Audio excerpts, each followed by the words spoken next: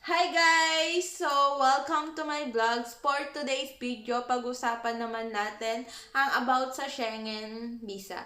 And anong requirements nga ba, anong documents nga ba, yung mga pinasa ko or namin ng husband ko para makakuha ng Schengen visa as a family member of an EU citizen. So, kwento ko lang guys, dun sa first application namin, back 2022,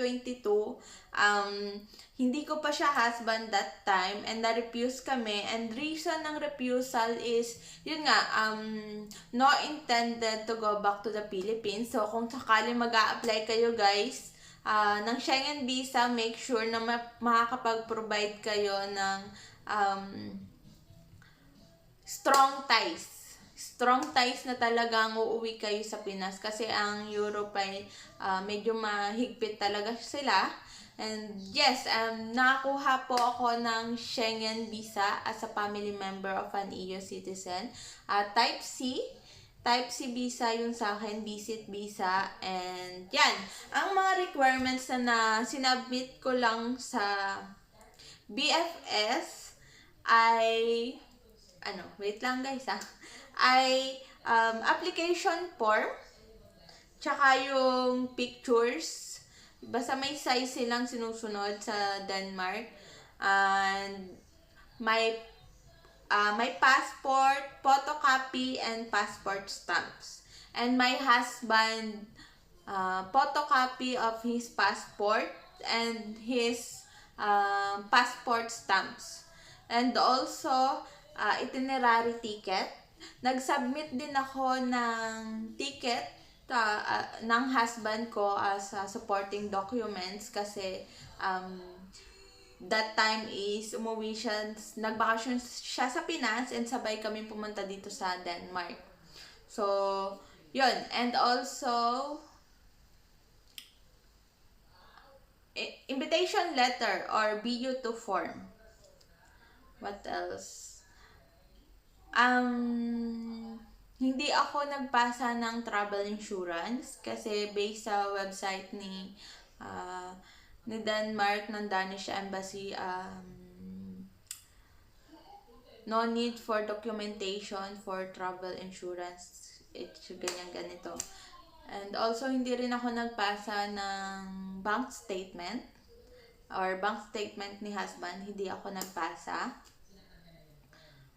Ang pinasa ko pa is yung certificate registration ni husband dito sa Denmark, and also yung kanyang work contract and marriage certificate namin, PSA marriage certificate, my birth certificate, and our Hungarian marriage certificate. Bale, nung nasa BFS na ako, ang kinuha ng staff ng BFS is yung original na PSA, marriage certificate, and my original birth certificate.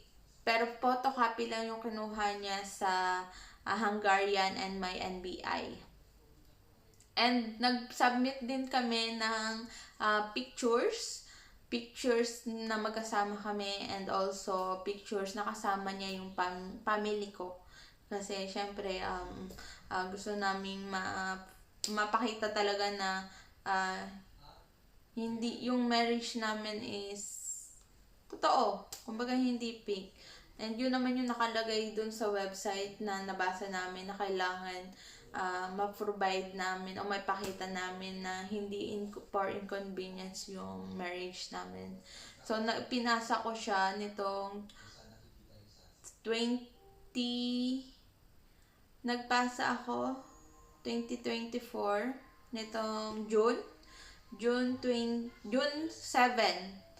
And naka-receive ako ng interview mga June 18. Tapos June 21, naka-receive ako ng email na for pick up na yung passport ko. And June 23, nakuha ko yung passport ko. And yes, approve ako, nakakuha ko ng Schengen visa. So, yun lang yung mga pinasa ko, guys. And sa interview ko, guys, tinanong niya lang kung kailan kami kinasal.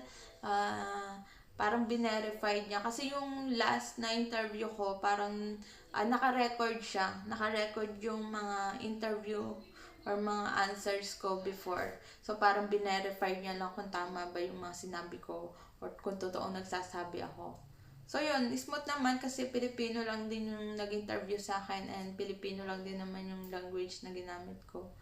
And Tagalog. So, yung guys, thank you for watching and sana may natutunan kayo. Charot. So, if may mga tanong po kayo about sa Schengen visa, hindi naman ako professional pero at least may experience na rin kahit papano. And ilalagay ko dito sa taas na to yung mga documents na pinasa ko or kung may nakalimutan man ako, ilalagay ko siya dito. Bye! And thank you for watching, guys. Bye!